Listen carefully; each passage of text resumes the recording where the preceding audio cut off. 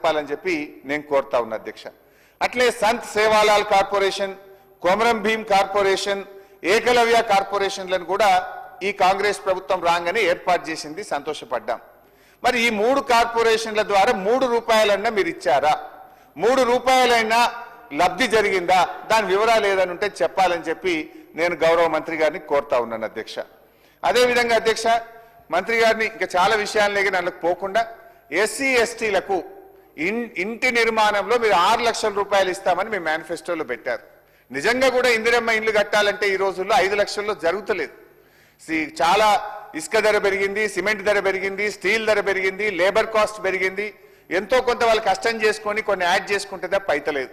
పాపం మీ పేద దళిత గిరిజనులకు మీరు మేనిఫెస్టోలో పెట్టిన విధంగా మనకు ఎస్సీ ఎస్డిఎఫ్ లో, ఎస్టీ ఎస్డిఎఫ్ లో కావాల్సినంత డబ్బు ఉన్నది.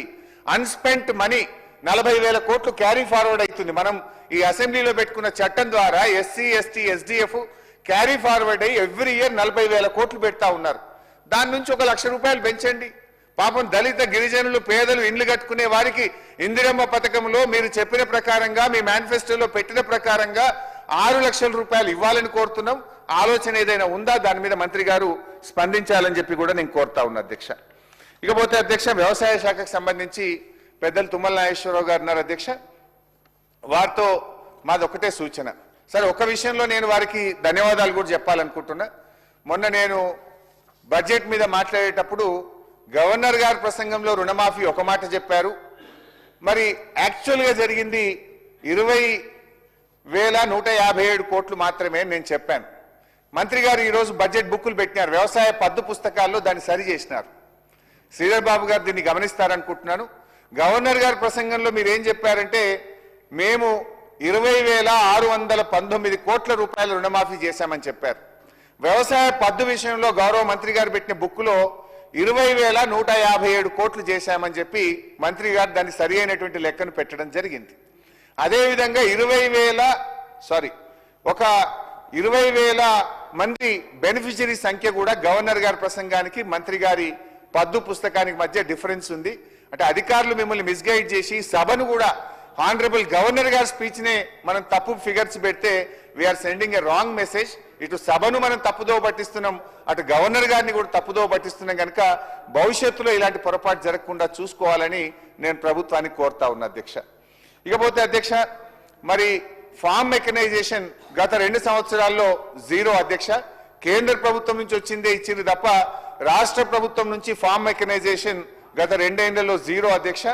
అదేవిధంగా అధ్యక్ష, క్రాప్ ఇన్సూరెన్స్ 2 బడ్జెట్లో 1300 కోట్లు పెట్టి 1 రూపాయి కూడా క్రాప్ ఇన్సూరెన్స్ మనం చేయలేకపోయినాం.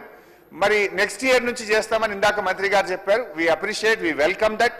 అయితే నేను మంత్రి గారిని కోరేది, ఈ 2 ఏళ్లలో చాలా చోట్ల పంటలు దెబ్బతిన్నాయి. తుఫాను కారణంగా, వడగళ్ల వాన కారణంగా చాలా దెబ్బతిన్నాయి. మా జిల్లా మంత్రి గారు పొన్నం ప్రభాకర్ గారు ఇక్కడే ఉన్నారు. వారిది నా నియోజకవర్గం పక్కపక్కనే ఉంటుంది అధ్యక్ష.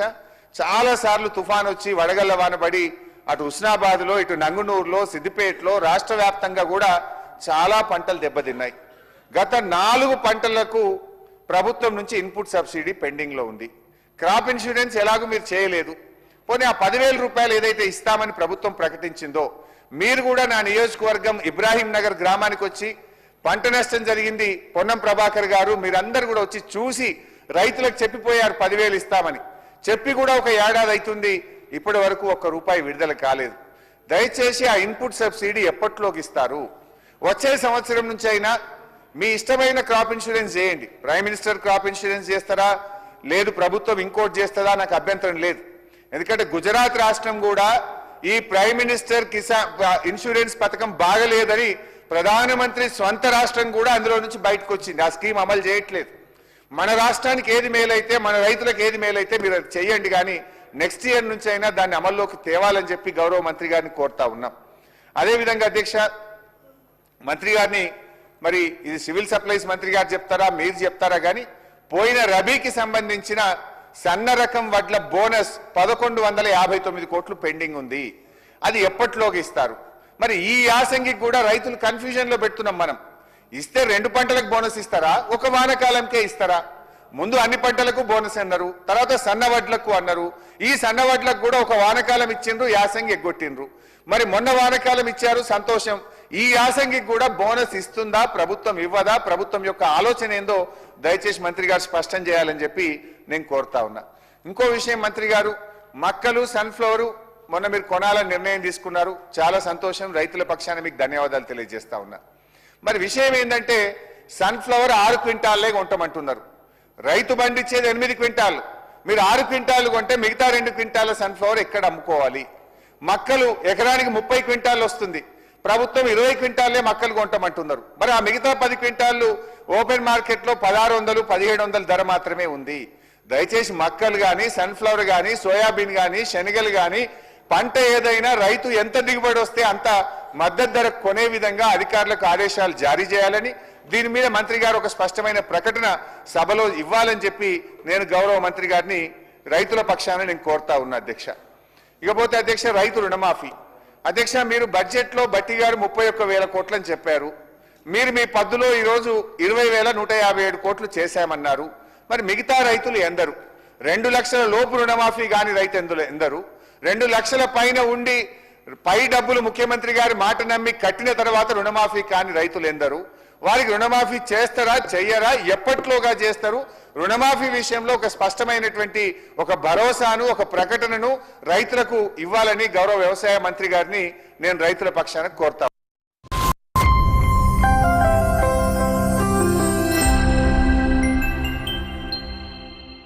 అక్క పాలు ఎక్స్ట్రా ఎందుకు? ఎవరో వస్తున్నారులా ఉందే. లేదే.